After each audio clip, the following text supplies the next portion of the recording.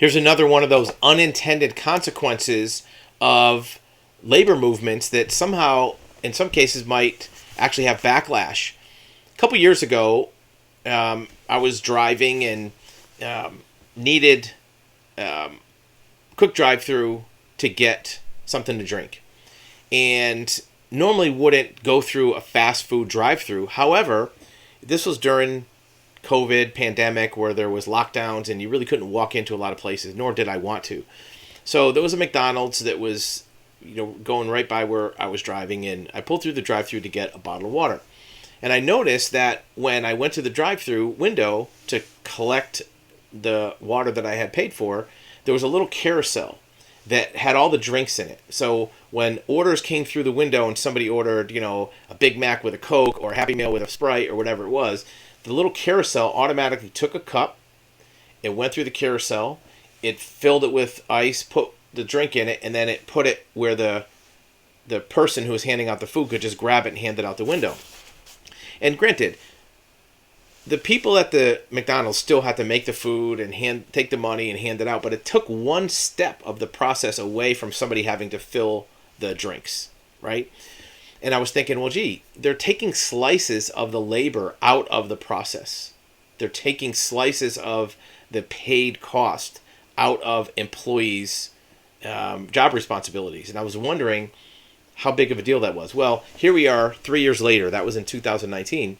And here's an article from Reuters where robots are actually now doing French fries better than humans, faster, less waste, less errors. And there's a robot that has an arm that puts the basket in, fries, waits for the fry to happen, pull it out, and then dump it into the buckets.